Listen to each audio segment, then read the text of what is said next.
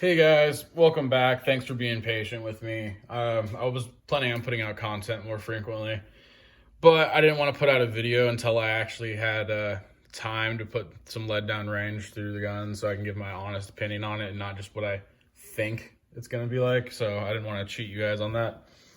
So this time we're looking at the SDS Imports or Tisas 1911 A1. Check clear. And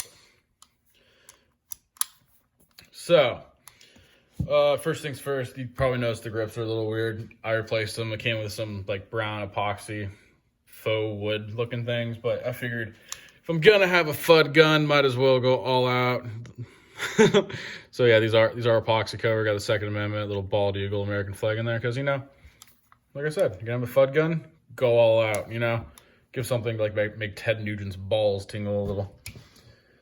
So, what can I say about 1911 that probably hasn't been said, I don't know, probably at this point thousands of times, since everybody, for the most part, has either had one or shot one or done some kind of review. But most people don't know about these SDS import versions, so, whatever. So, it is another Turkish company. Yeah, I know. I still like Turkish guns. I don't care. I'm not going to get into the politics over it. So, standard 1911 A1.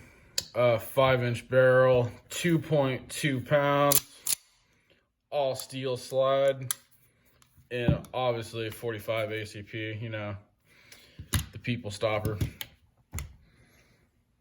It came with a single 7-round magazine, which is kind of disappointing. 7+1, you get 8, but Mech Gear does make an 8+1 that fits us, so you can at least, get 9 if you keep one in the chamber like you're supposed to.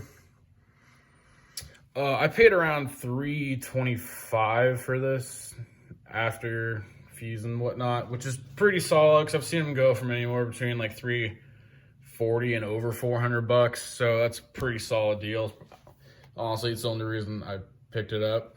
I've been wanting a 1911 for a while, but I didn't want to spend like $600+ on one for something that really is just not going to see much use. It's really just to have because, come on. It's a 1911. It's a piece of history. So I'm going to go down my pros and cons list. Pro number 1, the cost, 100%. If you want a 1911, but you like what I just said before, this is probably the way to go.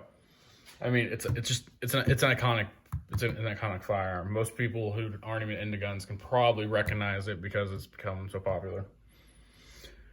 Fun, easy to shoot. It's 2 pounds, shooting 45 ACP. It's absolutely a joy to shoot. The sights are kind of a bummer, but what do you expect? It's a platform that's well over 100 years old. One of the biggest pluses for this in particular is you will always be able to find parts because it is based off of the original 1911 A1 version, and the parts are compatible, even if it is Turkish made, which is absolutely awesome. So cons. This is probably where I'm going to piss people off. As cool as this is, I'm not going to carry it for concealed, and that's what most of my videos are oriented towards, is budget guns for people to be able to conceal carry on them.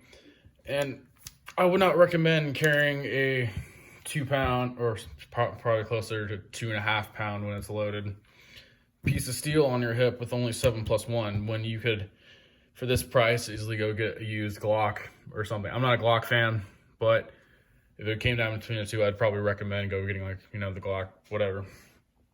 Because it's outdated. Really, at this point, it's kind of just a range toy or a woods gun, for bears and stuff. But even in that scenario, I'd probably just take my .357, more than likely. So, to kind of sum things up, for EDC, no, there's literally countless better options. Range toy, hell yes, it's fun to shoot. Cool factor, yeah, it's a 1911. They're cool as hell, okay? Over 100 years later, the design's still strong and they're awesome. Honestly, I'm a big fan of Big fan of all steel frame guns, just because it does mitigate that felt recoil quite a bit. All in all, when it comes down to it, would this be better than, you know, nothing? Obviously, yes. But when it comes down to it, you could have got a couple different guns you could have carried over this. You could have got like some Taurus G2Cs, you use Glock, you know, Smith & Wesson shields. There's tons of stuff you could have got that would actually probably costed less than this and would have been more practical in use, just because capacity is what it comes down to. However, really cool. I ran 250 rounds through it. Only had two malfunctions, and those were both with hollow points. And from what I can tell through experience, most 1911s have issues feeding hollow points. Don't know why, but there's probably a reason. Somebody will probably tell me the reason in the comments, hopefully, but pretty common reason. Other than that, FMJ ran flawlessly, joy to shoot.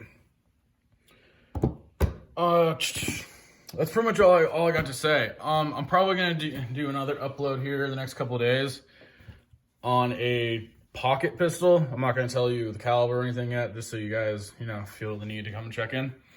But anyways, thanks for coming in, watching the video, listening to my nonsense rambles about this, and we'll see you guys when the next video comes out. Thanks, bye.